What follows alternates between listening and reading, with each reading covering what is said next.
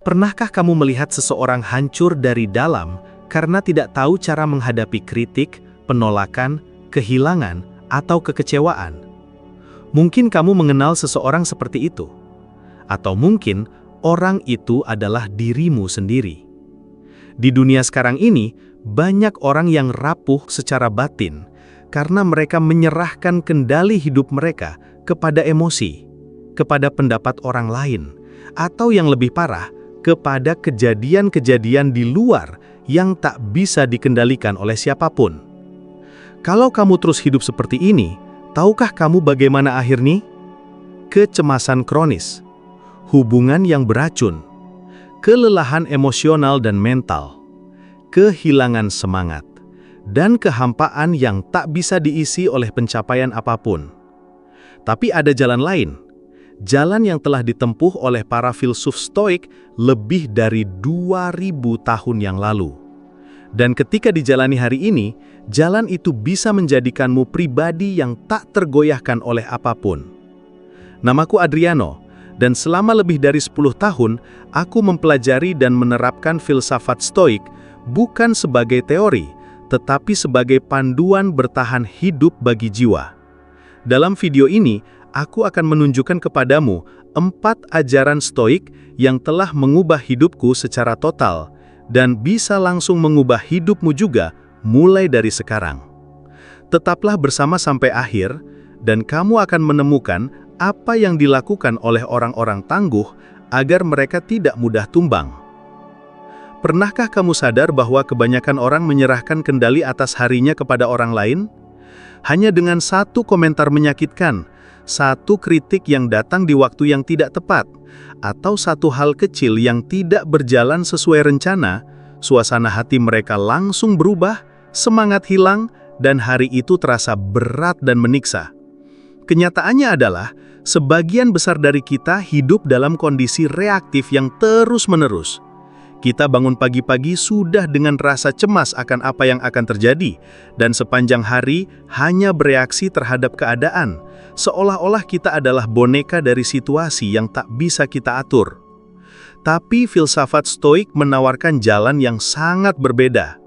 Sebuah jalan di mana kamu bisa mengambil kembali kendali atas hidupmu, bukan dengan menguasai dunia luar, melainkan dengan mengendalikan satu-satunya hal yang benar-benar bisa kamu kendalikan, yaitu reaksimu sendiri terhadap dunia itu. Marcus Aurelius pernah menulis dengan jelas, kamu punya kuasa atas pikiranmu, bukan atas kejadian di luar dirimu. Sadari hal ini, dan kamu akan menemukan kekuatan. Kalimat ini terdengar sederhana, tapi menyimpan salah satu kebenaran paling kuat bagi siapa saja yang ingin meraih ketenangan batin dan kejernihan emosional. Bayangkan ini, kamu sedang mengemudi menuju tempat kerja, dan tiba-tiba ada pengendara lain yang menyalip secara kasar. Kejadian ini dialami oleh ribuan orang setiap harinya. Kebanyakan orang akan langsung marah, membunyikan klakson, mengumpat, dan menyimpan emosi negatif itu selama berjam-jam, lalu sampai ke tempat kerja dengan suasana hati yang sudah rusak. Sekarang pikirkan, apa yang terjadi di dunia karena kemarahanmu itu? Tidak ada. Pengendara lain itu sudah melanjutkan hidupnya. Tapi kamu membiarkan dirimu tenggelam dalam racun emosi karena sesuatu yang sebenarnya tidak ada dalam kendalimu. Seorang Stoik akan bertindak dengan cara yang berbeda. Dia mungkin akan merasakan dorongan amarah, karena dia juga manusia, tapi dia akan menarik napas dalam-dalam, mengamati perasaan itu seperti awan yang melintas di langit, dan membiarkannya pergi. Karena dia tahu, amarah tidak menyelesaikan apa-apa. Itu hanya memperlambat, menguras tenaga, dan membuatmu menjauh dari dirimu sendiri. Dan hal ini tidak hanya berlaku di lalu lintas. Pikirkan berapa kali kamu menerima kritik di tempat kerja dan menghabiskan sepanjang hari berusaha membuktikan bahwa kamu benar. Atau berapa kali anggota keluargamu mengucapkan kata-kata yang menyakitkan dan kamu langsung bereaksi tanpa pikir panjang, kehilangan kesabaran, kehilangan akal sehat, bahkan kadang-kadang kehilangan hubungan itu sendiri. Bertindak secara impulsif itu mudah. Semua orang melakukannya. Tapi menguasai reaksimu, itulah yang membedakan antara yang lemah dan yang kuat. Dan Will Smith adalah contoh nyata dari hal itu. Seorang aktor terkenal, dihormati dan telah meraih penghargaan, berada di salah satu ajang paling bergengsi di dunia, Piala Oscar. Pada malam itu, harga dirinya diganggu, dan alih-alih memilih ketenangan, ia mengikuti dorongan hati.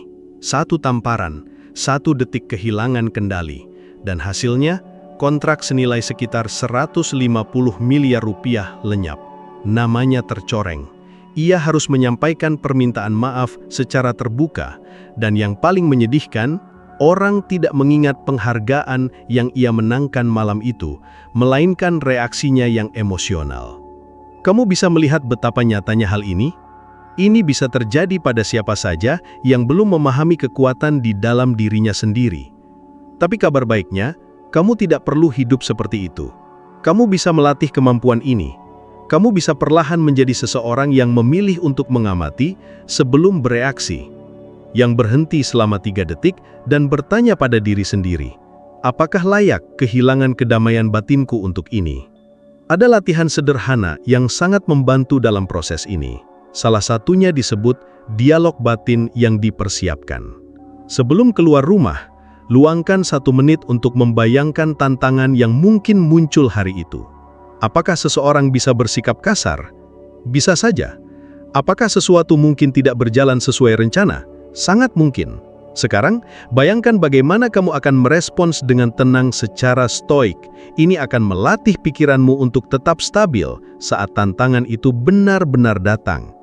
Para filosof stoik menyebutnya premeditatio malorum, membayangkan kesulitan sebelum terjadi. Bukan agar kita menjadi pesimis, melainkan supaya kita tidak terkejut. Dan ini bukan hanya filosofi kuno, ilmu saraf modern pun membuktikannya.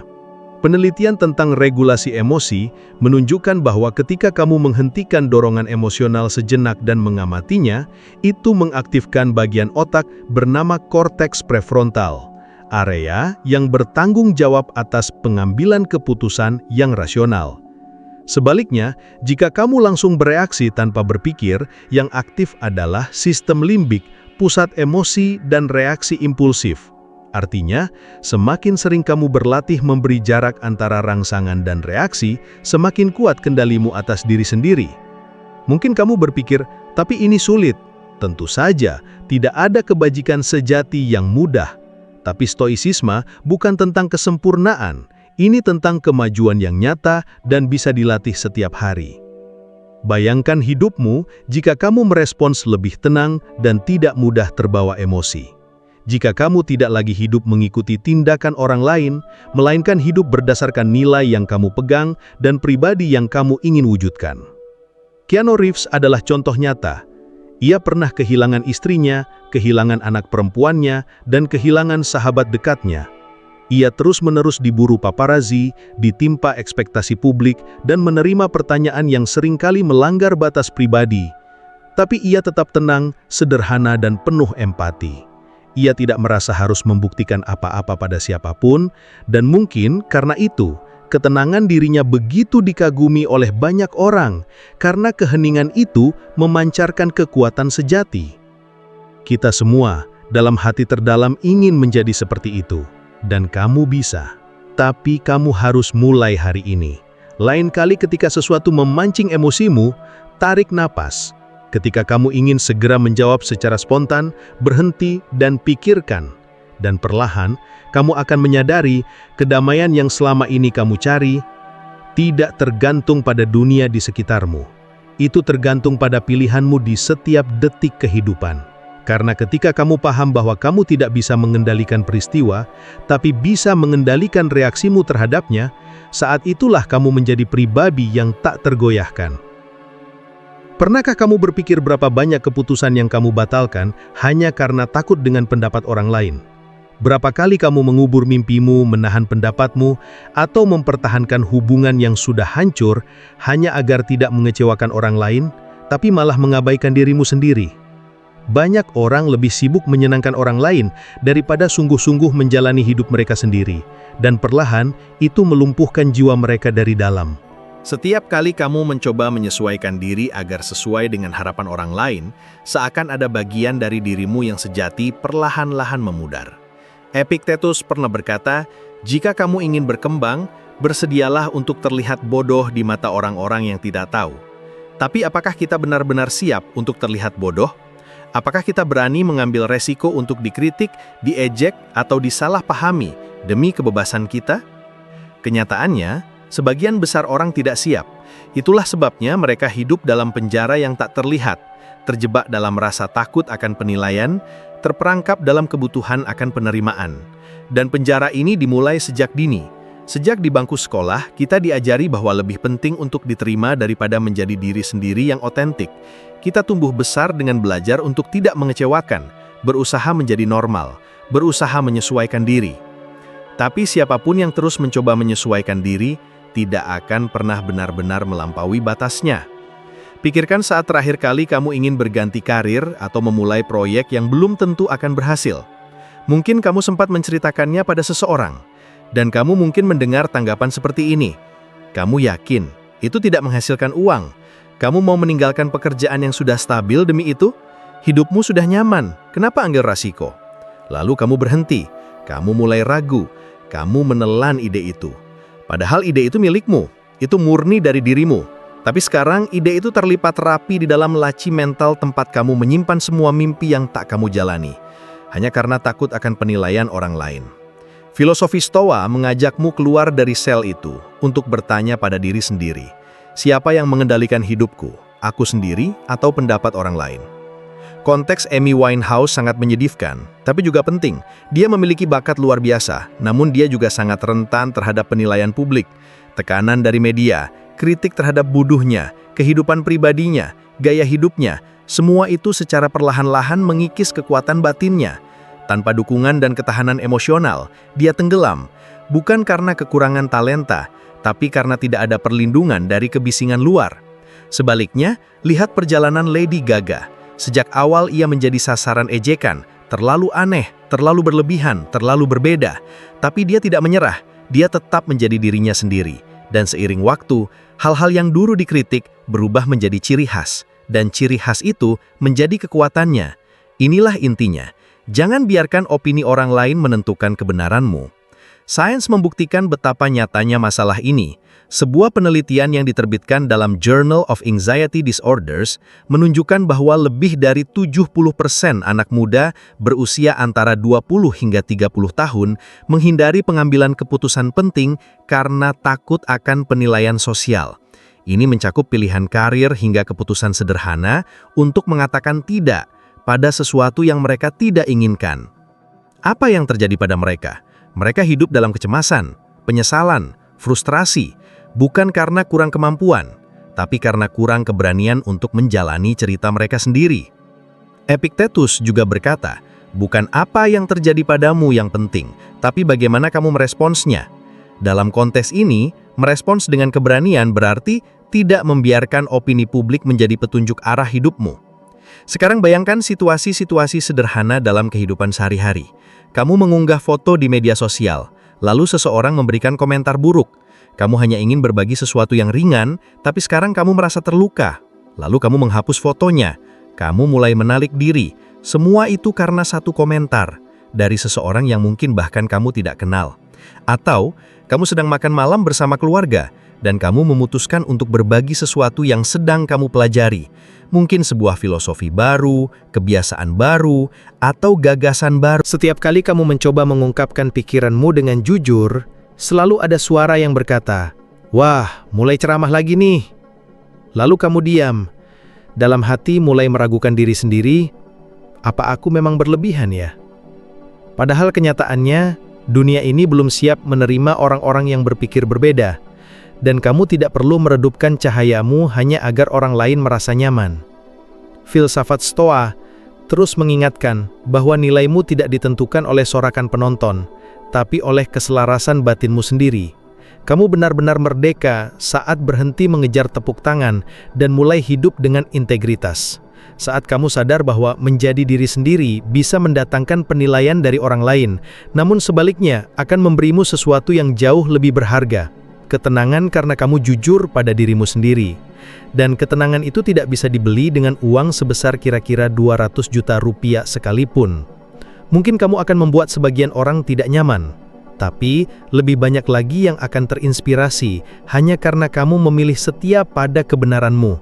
Dan yang paling penting, kamu akan mulai menghormati dirimu sendiri. Karena pada akhirnya, satu-satunya suara yang menemani saat kepala sudah bersandar di bantal adalah suara dari dalam dirimu. Dan ketika suara itu berdamai dengan nurani, ketika kamu tahu bahwa kamu hidup sesuai keyakinanmu, tidak ada yang bisa menggoyahkanmu. Berapa kali kamu pernah terlibat dalam perdebatan yang kalau dilihat sekarang sama sekali tidak penting? Berapa kali kamu merasa terlalu banyak menjelaskan, terlalu sering membela diri, mencoba membuktikan sesuatu yang sebenarnya tidak perlu dibuktikan?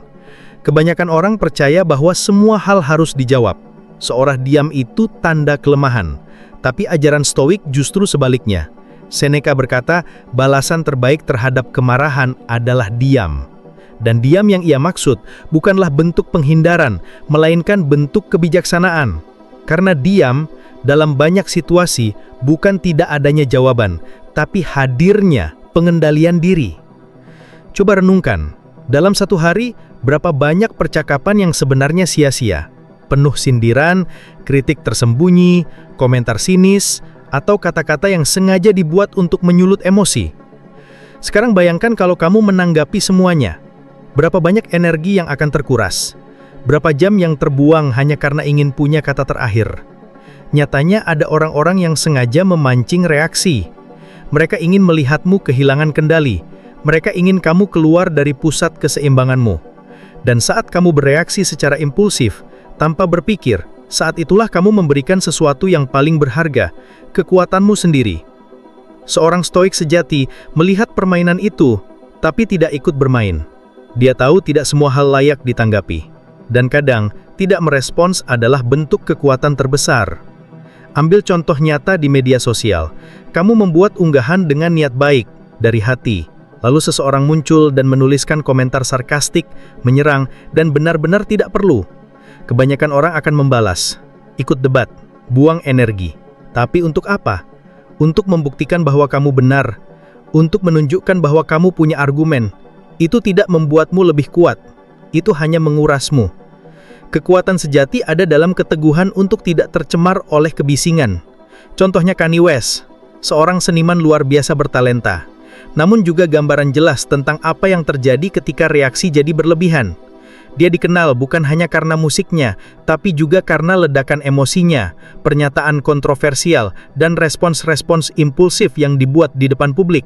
Akibatnya terlihat jelas, banyak kontrak dibatalkan, reputasi rusak, dan citra publiknya seringkali menutupi talenta yang ia miliki.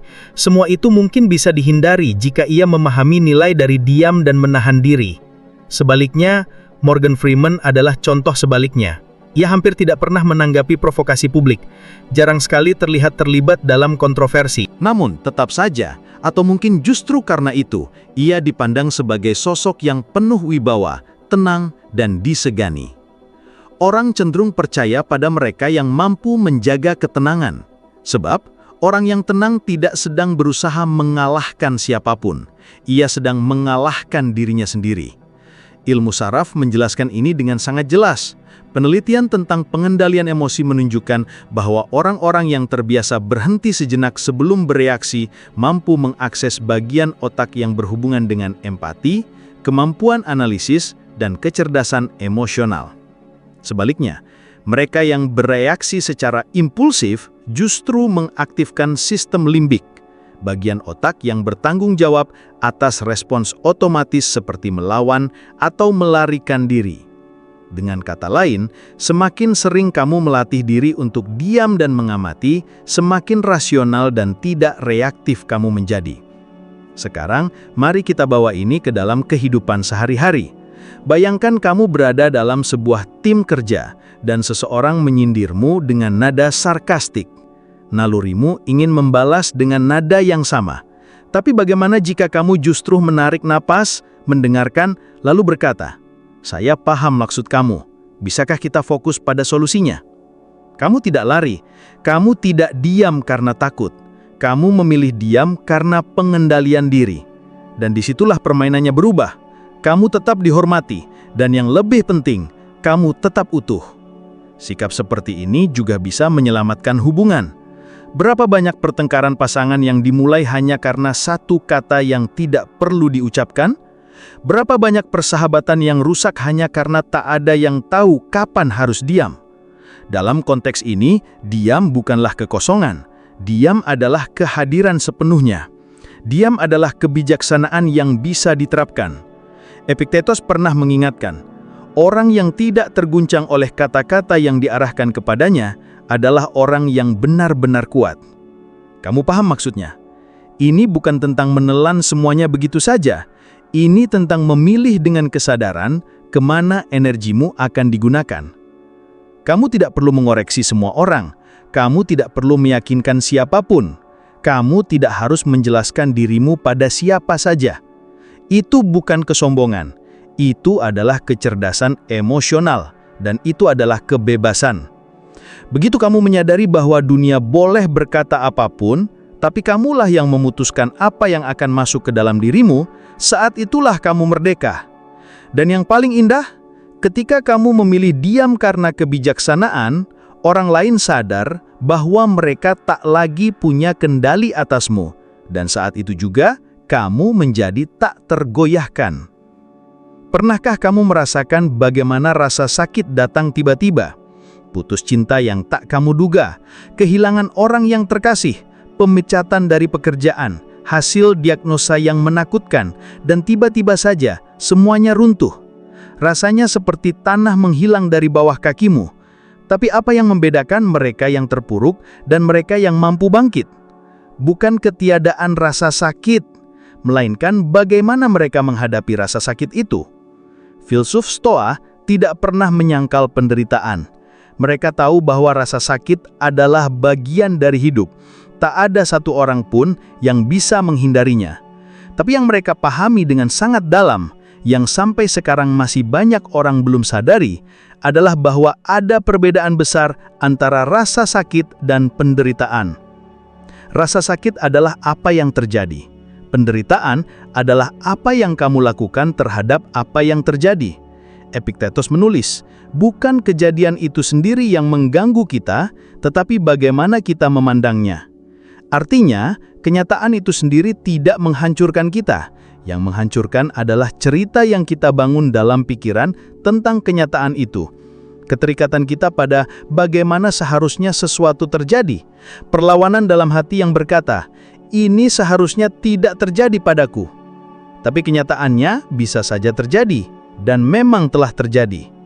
Dan pada titik itu, kamu punya dua pilihan, melawan dan menyiksa diri sendiri, atau menerima dan bertumbuh. Mungkin kamu pernah ditinggalkan oleh seseorang yang sangat kamu cintai. Lalu pikiranmu terus berkata, kenapa dia melakukan ini padaku? Aku tidak pantas diperlakukan seperti ini. Kamu terus memutar ulang percakapan. Kamu menganalisis setiap pesan. Dia menyalahkan dirinya sendiri, terus-menerus menyiksa batinnya. Namun, hal itu tidak akan mengubah kenyataan yang sudah terjadi. Justru, luka itu semakin dalam. Rasa sakit yang pertama telah berlalu. Kini, yang membuatnya tetap hidup adalah dirimu sendiri. Inilah yang oleh para filsuf Stoa disebut sebagai penderitaan yang dipilih secara sukarela. Kamu memang tidak memilih kehilangan itu, tetapi kamu memilih untuk tetap terikat padanya. Ini bukan sikap dingin. Ini adalah kedewasaan emosional. Memahami bahwa rasa sakit memang perlu dirasakan, namun tidak perlu diabadikan. Robin Williams adalah seorang jenius dalam membuat orang tertawa. Seorang seniman yang menghibur dunia, sementara ia sendiri diam-diam berjuang dalam kesunyian.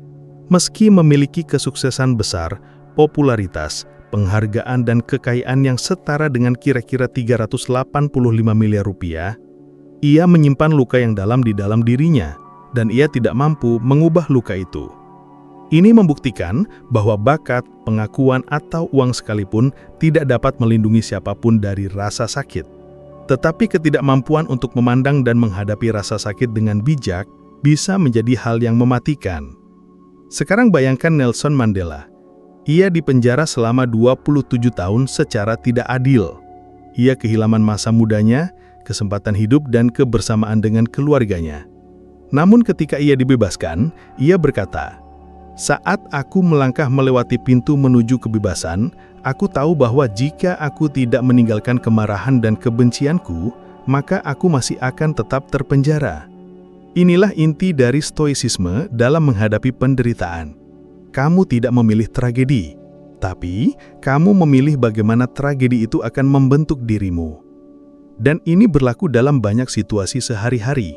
Kamu kehilangan pekerjaan, kamu bisa saja tenggelam dalam keluhan atau menggunakan waktu itu untuk belajar hal baru, memperkuat keterampilanmu, dan menciptakan ulang dirimu sendiri. Kamu dikhianati oleh seseorang. Kamu bisa saja menghabiskan tahun-tahun mencurigai semua orang, atau kamu bisa memilih untuk memperkuat harga dirimu dan mengasah kepekaanmu terhadap karakter orang lain. Rasa sakit datang dengan membawa sebuah kunci. Kunci itu bisa kamu gunakan untuk membuka pintu baru atau untuk mengunci dirimu di penjara emosional. Ilmu pengetahuan juga membuktikan hal ini.